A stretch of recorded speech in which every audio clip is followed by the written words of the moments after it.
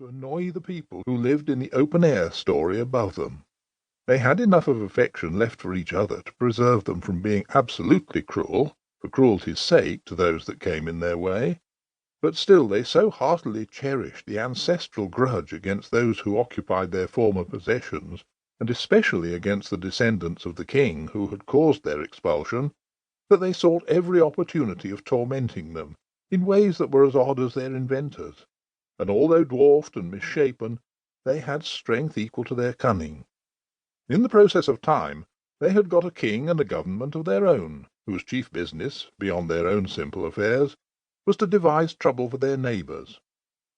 It will now be pretty evident why the little princess had never seen the sky at night. They were much too afraid of the goblins to let her out of the house, even in company with ever so many attendants, and they had good reason, as we shall see by and by. End of Chapter 1. The Princess and the Goblin, by George MacDonald. Chapter 2. The Princess loses herself. I have said the Princess Irene was about 8 years old when my story begins, and this is how it begins.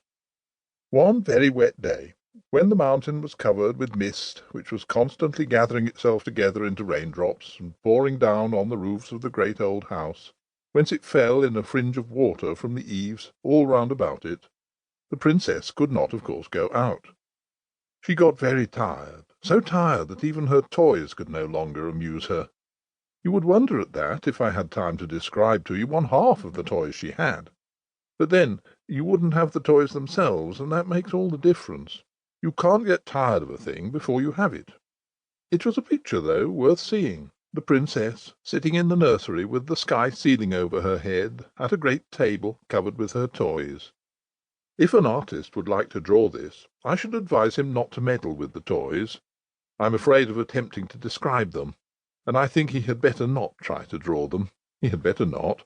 He can do 1,000 things I can't, but I don't think he could draw those toys. No man could better make the Princess herself than he could, though, leaning with her back bowed into the back of the chair, her head hanging down, and her hands in her lap, very miserable, as she would say herself, not even knowing what she would like, except it were to go out and get thoroughly wet and catch a particularly nice cold, and have to go to bed and take gruel.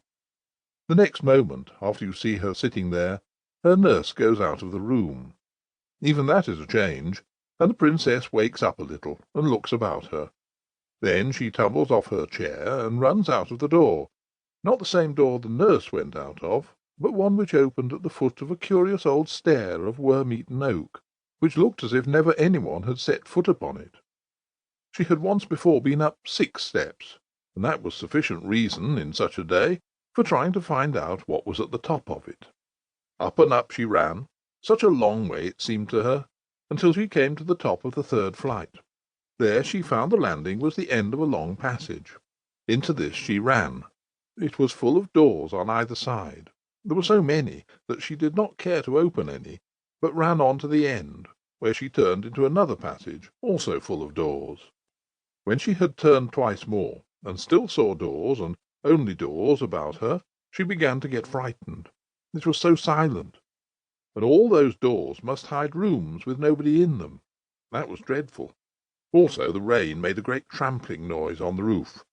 She turned and started at full speed, her little footsteps echoing through the sound of the rain, back for the stairs and her safe nursery. So she thought, but she had lost herself long ago.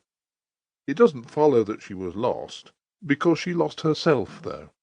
She ran for some distance, turned several times, and then began to be afraid. Very soon she was sure that she had lost the way back.